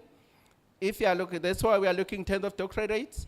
So 2030, we are looking in terms of masters, 2029. Remember, in terms why those particular years was taking the year, because you need a feeder. You may develop a first degree, then you must graduate them. Once you have got the graduate, and then you can develop another one. But our strategy as a faculty, we want to develop the program. The programs must be there. When now we're having those particular cohorts, they're out of the system, we just go and say CSE, we want this particular program. So that's the strategy in terms of faculty that we're looking at. So just here, it's just showing in terms of the numbers, our projection. So to say, what are the number of students looking from 2027, what are the number of students we want to take just from the master's program, and also in terms of the PhD program just over time. So in terms of the program, I'll just do a summary here in terms of the different departments. In terms of civil engineering, so in terms of the programs, we're still busy with the programs.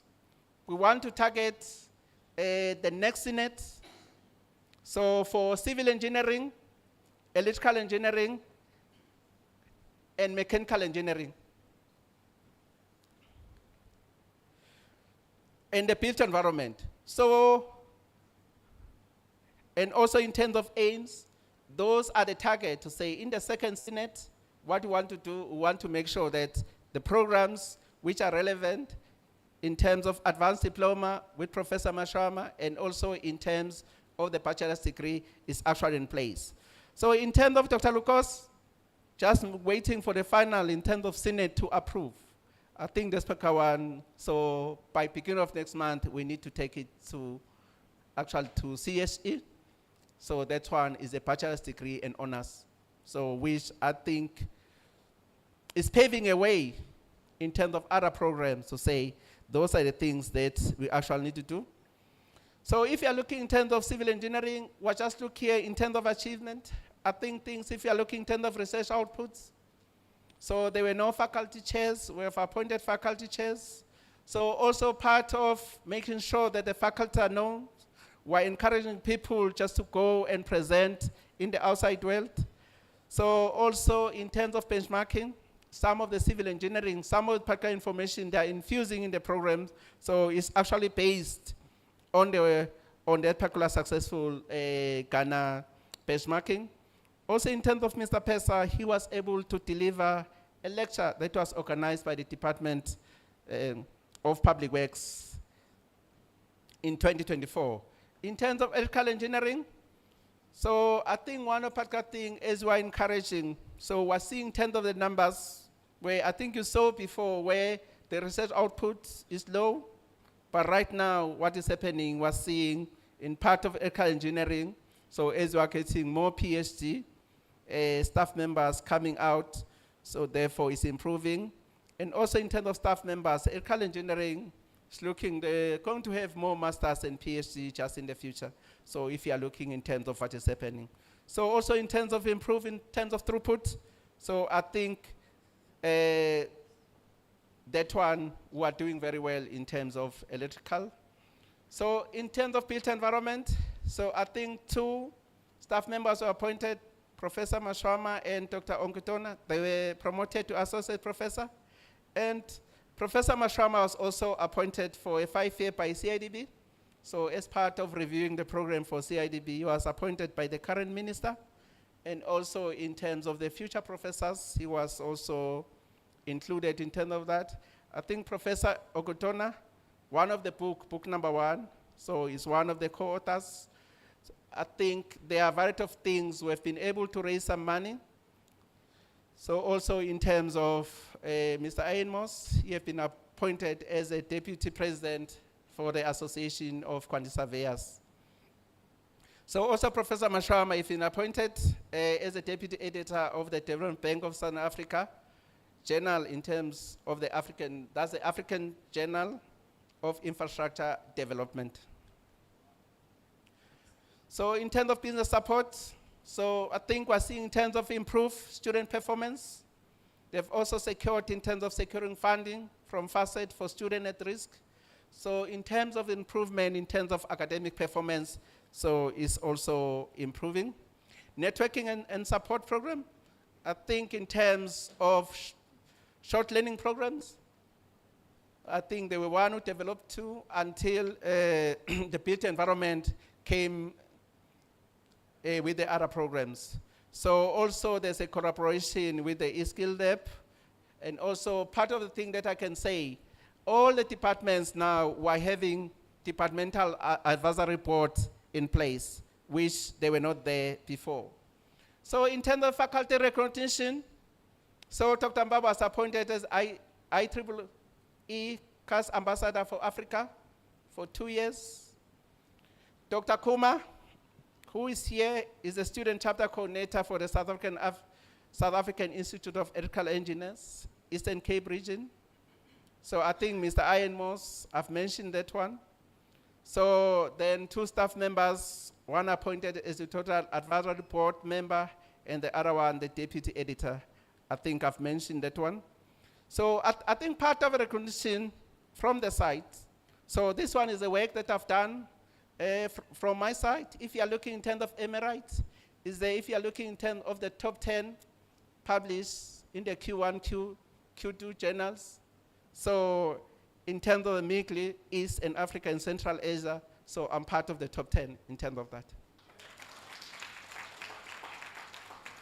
So I think those are part of the thing in terms of faculty. If now you can go on the website and check WSU, part of the thing, once we develop the program from our side, one of our targets now, we want the engineering, our program, to be ranked so within the country. So that's one of the targets that we are looking at. So in terms of faculty promotion, so I think those who were promoted, so I think we celebrated. In the next promotion cycle, we want more people to be promoted, so within the faculty. We are working in terms of that to say more people must be promoted. So I think the last thing that I'm going to talk now, which is quite important, is the Postdam Smart Campus and Smart City concept. We are located as Postdam within a semi-urban, semi-rural area, and we are closer to the town. How do you link Postdam campus to the United Nations Sustainable Development Goal? I think that's one of the things that, as a faculty, we're saying this is the future we're looking at. These are the things that, as a faculty, we need to look at. We may not implement them today, but there's always tomorrow. So then, but we need to do it today, because what about if tomorrow never comes? So therefore, we need to act very fast on those things. So what is the essence of a smart campus? It refers to a university or college environment that leverages modern technology, data, and connectivity to improve various aspects of campus life. This can include the integration of the Internet of Things, artificial intelligence, and other innovative solutions to enhance education, operation, and overall student and faculty experience. So I think I won't go into details, but these are the key features of a smart campus, which there's an idea that the faculty we need to look at. We're looking at the issue of smart infrastructure, connected services, smart classroom, campus management. So when you're looking in terms of smart classroom, your campus management, it means when I'm in the office, I must know who is in class and who is not in class. It's easy. So those are interconnectedness that are actually there. So that you are looking at. So I think VC, those are the things that we want to look at actually as a campus. We're also looking at the issue of transportation. So smart campus solution often includes smart parking, riding sharing apps, electric vehicle charging station. As we're having the EV coming, can we not have a charging station? We charge them. That's a part of the thing that we can also look at. So look at the issue of security, student services, sustainability.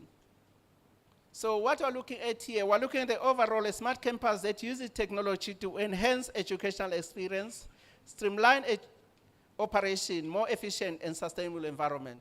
So those are the areas that we want to look at. So therefore, we want to link the smart campus into the UN Sustainable Development Goal. Those are the two things. I think we're having the 17 goals, 169 target, and 231 indicators. If you want to learn more about this one, you need to attend one of the faculty seminars. We will be unpacking those issues. Those are the different 17 development goals, which, ladies and gentlemen, I think you are familiar with. But ours that we want to focus on is in terms of goal level, sustainable cities and communities. As the campus is surrounded by communities, those are the things that you need to do now. How do we integrate those communities within the development of the campus and also in terms of the city? So I think here we've highlighted in terms what the particular goals they want to achieve, and then from there we're going to look to say which particular one as a faculty we want to target. So if you're looking at the smart city, part of the thing of having the PCM, but how we need to be able to have that particular connectiveness there. How do we connect between the two? We need to ensure that the development, your IDP within the city, it also talk to us. And also our program, they actually talk into the PCM IDPs. So here, what we're saying in terms of the smart city, where we want to position our faculty, we're looking in terms of the targeted at creating an enhanced economy, channeled towards improving the whole life cycle of building, structures, and the quality of life all at once in respect of proper governance and effective resources management policies. So a viable solution to address and upgrade cities is in line with their presented day requirements. Our students, most of our students in Postdam, they reside in the CBD, in the city. So therefore, the development of the city, if the issue of crime, issue of lack of infrastructure, it also affects us.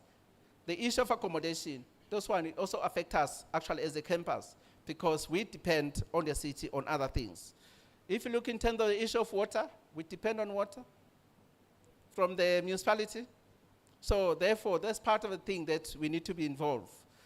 So using technology advances as a tool to improve the quality of life of inhabitants.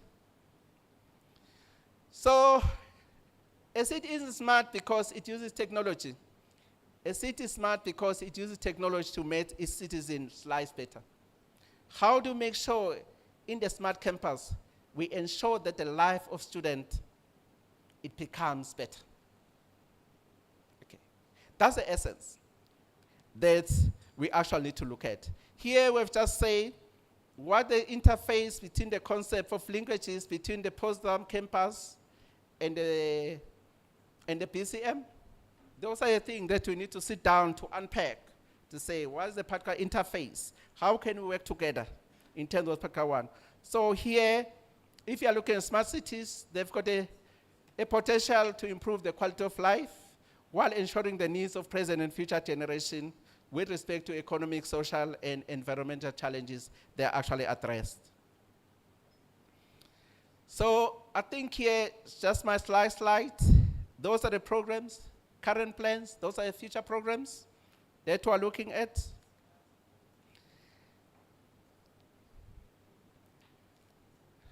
We are looking, part of the thing that we're looking at is the introduction of mechatronics program, staff and student exchange, advanced laboratory integration. So what we've done here, we've looked in terms of different departments. What is particular department? If you go now in 1 year, 2 years' time, you will see what particular department wants to do. You can look at built environment, what they're trying to do.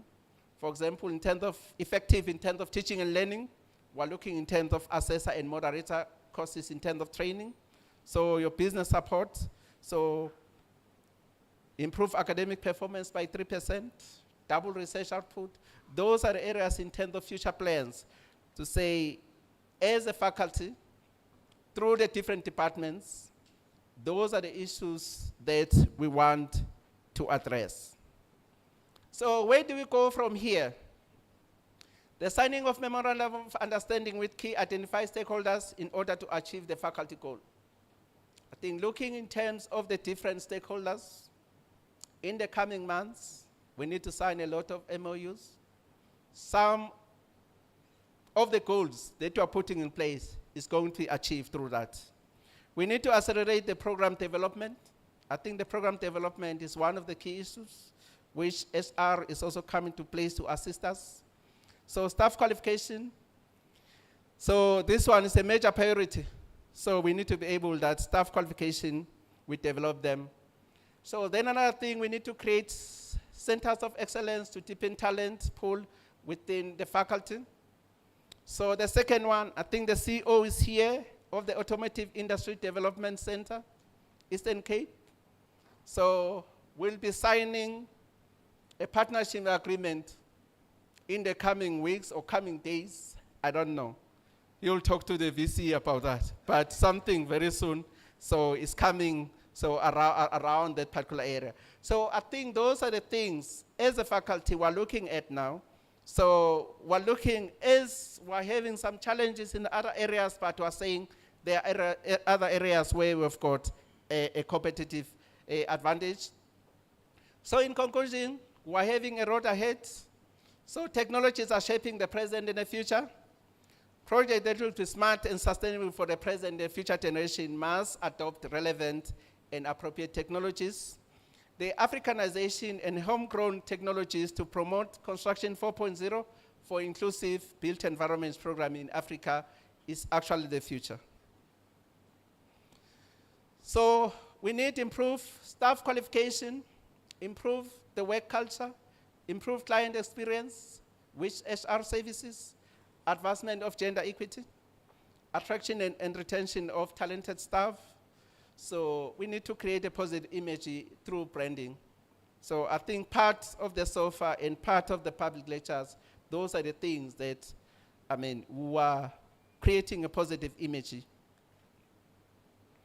So we also need to promote continuous learning, all-inclusive research in core emerging areas to inculcate the spirit of inquiry, professionalism, teamwork, innovation, and entrepreneurship among the students. Otherwise, what you need to do, part of the faculty, we're training engineers, built environment professionals, what you need to do in terms of the skills of business, entrepreneurship, we need to be able to infuse in terms of PECA1. So one thing I was talking to some, I attended one workshop. So our engineers, we don't train them in terms of government legislation. For example, they go and work in the municipality. You have got the MFA, you have got PFMA, we don't train them on that. When they arrive there, they don't know. They're given funds, but they are not able to manage funds according to the government requirement. So what can we learn about yesterday? No one is rich enough to buy yesterday. But if you hustle hard, tomorrow could be ours. So what's the methodology to be used? You need to think like a farmer. Don't shout at the crops. Don't blame the crops for not growing fast enough. Don't uproot the crops before they had a chance to grow. Choose the best plant for the soil. Irrigate, fertilize, remove the weeds. Remember, you'll have good seasons and bad seasons. You can't control the weather. Only be prepared for it. As a faculty, we want to be prepared.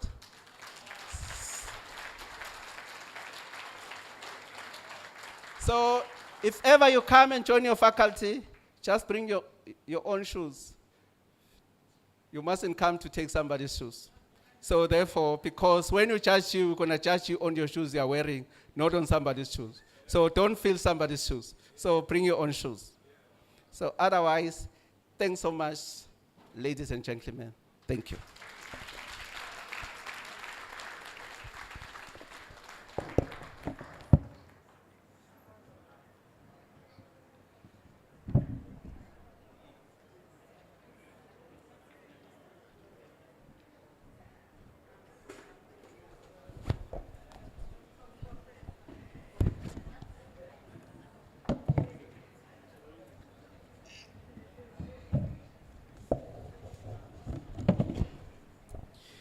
A round of applause for the Executive Dean of Engineering, Built Environment and IT. I saw which we can ask questions and engage him very well. You had a beautiful presentation, but you are just like a reverend father who just presented a sermon and you are just going home free. Colleagues, my heads were swelling up as he was reading the presentation. Prof has only spent 1 year and 2.5 months with us, but we can see the footsteps on the mountain. And I so much admire him publicly and secretly. And we look forward for more leadership in this faculty. Colleagues, it's been a while, and when you look at your time, we are going to 4:30. Don't worry, you will be catered for. We are very rich people in this faculty. You won't go home hungry. It's not possible. So just relax, ne? We will soon finish. To take us further is a word of support from one of our important external stakeholder. Colleagues, we have a strong affiliation with the Council for the Built Environment, and the CEO was invited, but in absentia, we have one of their leaders in our midst, in person of Mr. Bisa Umtati. She is a transformational leader, strategic analyst, business operation expert, with proven track record of building high-performing, ethical, and accountable team to drive organizational excellence. So she's here on behalf of the CBE to give us a word of support. Ms. Umtati, please join me as we welcome her to the microphone.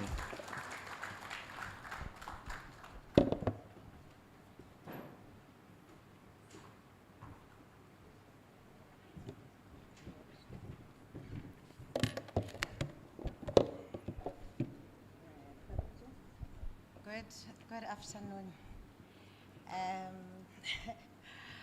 Good afternoon. Let me start by greeting the VC and our host today, Prof. Twala. We are honored as CBE to have been invited for this year's SOFA event. I greet everyone, the dignitaries, the CEOs of the private and public entities, if there's any, and also the colleagues that have made it possible for the day. I'll be very short because Prof. Twala, yeah. My CEO always says, you know what, the nice thing about having a PhD, you don't have to introduce yourself and what you have done. You just come into the podium and everyone understands who you are.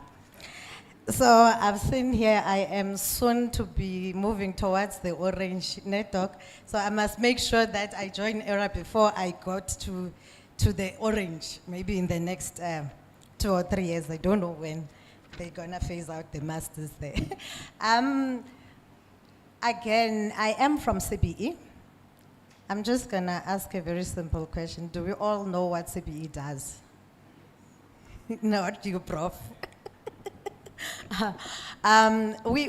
You know, sometimes we assume that we are known. I think as per Prof's statement saying that in 2024, there are people within the Eastern Cape that do not even know that the WSU does offer engineering and is accredited for that. I think the same goes with the CBE. We are the Council for the Built Environment. We house under us about 6 disciplines within the built environment through an act that is your engineering, your built environment, quantity surveying, project managers, land architecture. I hope you are using some of the professionals amongst the campus, property valuers. And within that, CBE had then looked into seeing that there are so many disciplines that are left outside by the Act. And therefore, we have the agreements and the partnerships similar to what you want to achieve. Within our partnerships, we've got the geomatics profession, the planners, and the environmentalists, because all these people, they do participate within the environment. And as we look into the beautiful picture that was shown by the faculty, we all know that we require those disciplines. What I admire most about the WSU is the fact that it's 1, 2 or 3, I don't know how many there are in the country, I only know of you. Oh, okay, in South Africa, I only know of UP, where you have engineering, built environment, and IT within the same faculty, which is the same with WSU. You know, Eastern Cape, when I look at the In Pursuit of E-Excellence, that has been, I've always been decisive of wanting to serve in the public sector. I remember when I wrote my proposal, and then I know for the master's doc, I'm not there. And then they asked me, why public sector? Because I've always said, public sector is as competent as your next private sector. We don't, when we come to class, we are then, you raise your hand, no, I'm gonna be in the public institution, then they chuck you out. We all have gone through the same process. So coming here to offer the word of support, you know, Uvisi said the other year when we came here, trying to foster this partnership. And then when they were signing the MOU with my principal here in East London, then he said, in this research, like, I'm sure she was short of saying, this research of yours, in this research conference, make sure that it provides an integrated solution. It is not only talking to a built environment structure. It looks into improving the quality of our people. Even today, she mentioned how the WSU is integral to the community that it serves. Also, I see Prof. Twala on his presentation. You know, it's interesting that when we started this journey, I joined CBE in 2023, there was an outreach, Doc, Nobo. From there, we went to the WSU UNITRA, and then with the PWI, trying to foster where it was just an idea from the WSU side to develop their programs. They had a rationalization strategy plan. And Prof. Twala, we must say today, we are proud as CBE because at that point, it was a document, but we bought into the idea because similar to WSU, CBE's core mandate, it is to transform the sector. It is to ensure that those that were previously excluded by today are excluded because of their socio-economic backgrounds, still manage to participate in our economy. So as I was sitting there, I'm looking at the NDP, I'm saying, hey, WSU is living it. We as the public sector officials, we are writing it. And we are developing these strategies upon strategies. But today, when it was unpacked, I'm like, okay, they've got communities that they support. They've got this vision that we are going to 2028, 2030, where we are saying we improving on our research. Within a year, we have Dr. Maswama, professor. I'll get used to it, Doc. Our associate professor. So you can see the transformation. It is not a lip service. As CBE, we are utmost proud that through this University of Technology, you are breeding ethical and capable professionals. As we stand as government, we want to build an ethical and capable state, and we know that we have you. You have our backs. As we're listening here as the built environment custodian, professional custodian, that is big on public safety, where we want that our professionals, when they build, they show compassion. How? By ensuring that a structure that you build, a structure that you design, is a structure that you yourself can be proud in living on. So we say thank you for bringing back humanity within the built environment. So, Prof. and VC, again, CBE does pledge its support to the university. I heard there when Prof was just saying, no, we want the funding for our programs. Yes, we do. We do want WSU to have those programs. I remember the cry was, you producing such quality students that you end up being a feeder for the Johannesburg higher learning institutions. So we've got this. So let's continue. So as we said, at some point it was a dream. Now we are walking. It is a journey that we are willing to take with WSU. And we are also celebrating and applauding you, WSU, for the 2024. You have taken the strides, leaps towards the realization of the So rationalization of the FBET, I don't know today what is it called, but what I know is that the leaps and the strides that were made by the leadership within the 2024 financial year does show us as CBE that in fact we have made a good call. Now we're gonna be mentioned because we're just riding on the wave, because of all the work that Iwusu has done, that is promising us to do, and I have faith that by the end of 2025-26, as the Prof was standing here, that we will definitely achieve those numbers that you have shown, and those 8 is it associates or your doctors that you want to produce. And by that, let's hold this torch, let's hold it for the Eastern Cape. Let's bring the communities that we know that they deserve, they have the potential, let's build into it. As CBE, we will continue to be your ambassador within the province. And you know, I saw an email from Dr. Maswama sometime, 2 weeks ago, about non-placement of the students for the work integrated learning. That is something that is huge to us as CBE, because we are also driving the accreditation framework. And within that, we know it's a requirement for WSU to ensure that they place all their students. So we are saying as CBE, we know that the DGOTP had committed in supporting WSU in whatever way through its budget, its capital projects throughout its department. We are also aware for now, we still have education, transport, and a few. But we will continue to ensure that this institution, same as the other institution in the Eastern Cape, are continuously supported so that we can finally attain our goal. Thank you.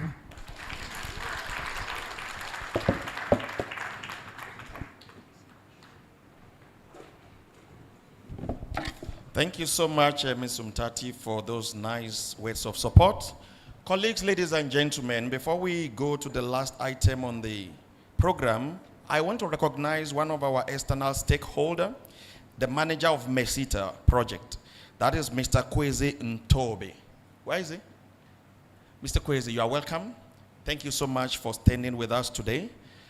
Ladies and gentlemen, on behalf of the HODs of this faculty, we have become energized having listened to the State of the Faculty address. I want us to continue to work together. The year is still very young. This is March. Let's do more in this faculty. We have got the talent, the expertise. Our heads are correct. Let us do more, colleagues. Let's do more to make sure this faculty is distinguished amongst the 7 faculties in this university. And that takes me to the last item as I call on our DVC, Teaching and Learning, Prof. Linington, to please come and give us vote of thanks. A round of applause for Prof. Linington, please.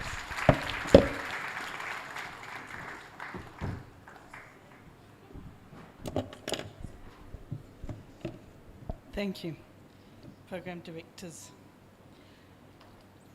Vice Chancellor, Executive Dean, our host, all protocol observed. First and foremost, my first thank you is to our Vice Chancellor. It is said, a leader takes people where they want to go. A great leader takes people where they don't necessarily want to go, but where they ought to be. And I think these sofas are showing us that. So thank you. I think I personally am humbled, and I think we're all humbled by your leadership. Thank you. And thank you for being here today. We know your time is precious to all of us. To the program directors, Profs. Vidiashi and Mshwama, thank you so much. You've done very well. And I just want to say, if you are an executive HODs, all your other HODs are also executive HODs. So I don't know what you're going to do with all these executives. I want to thank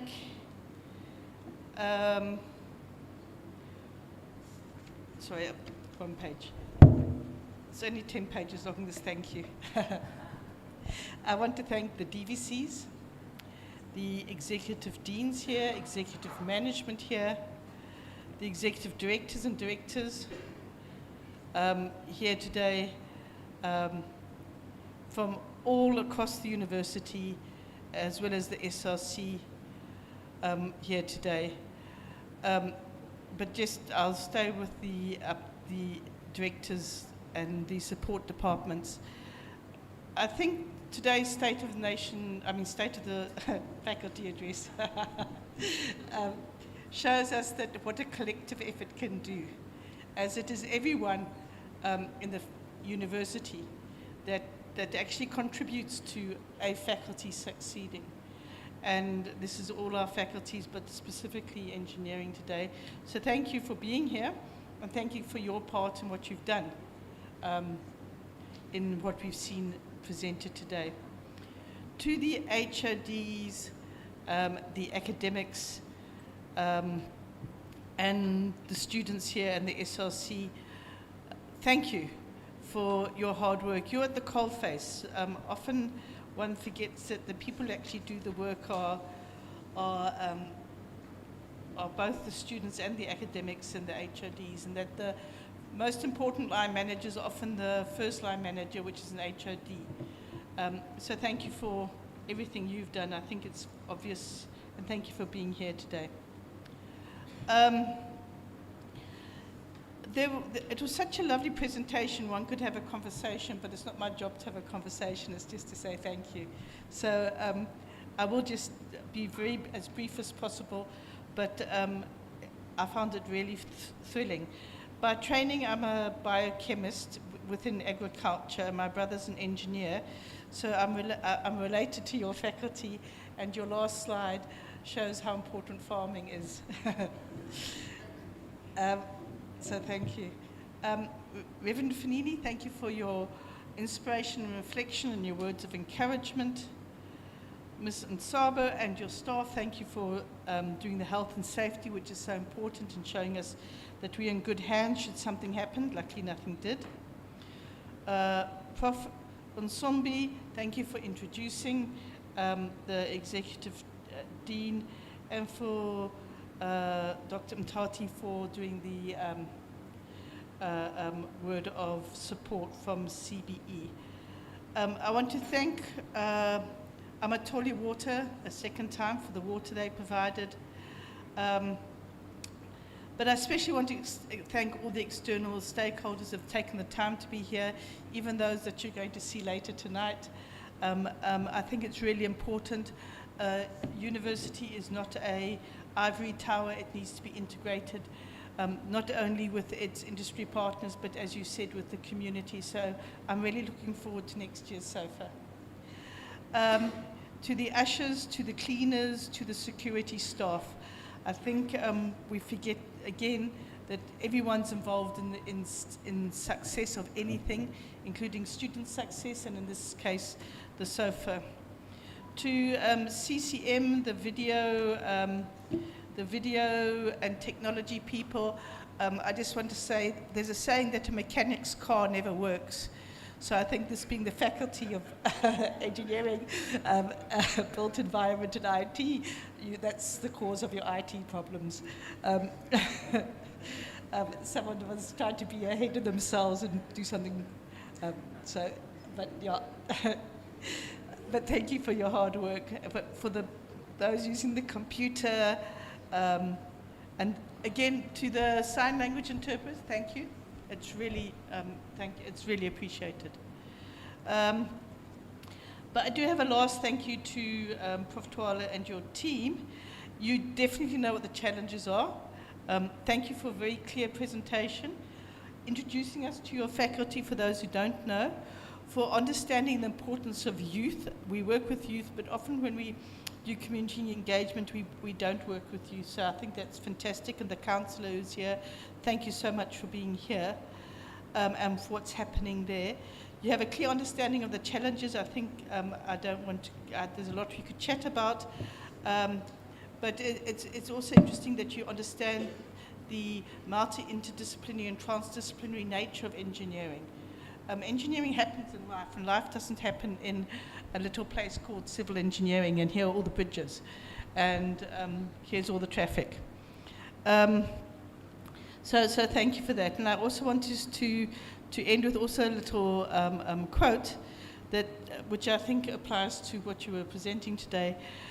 True leadership lies in guiding others to success, in ensuring that everyone is performing at their best, doing the work they are pledged to do, and doing it well. And I think that is what you have showed us today and what you have pledged today. To the caterers, for what we haven't eaten yet, thank you. But I just want to say, if I've forgotten anyone, my apologies, but it has been noted the success of the event is often from people we don't see. Thank you, everyone.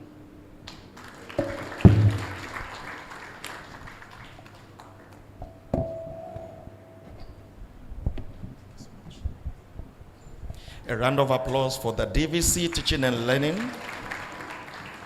Thank you so much, Prof, for your words of thanks. Please, I want to make an announcement about refreshment. I want to please implore our Executive Management Committee and our external guests to please follow our member at the door there to the council chamber. That is where you will have your refreshment.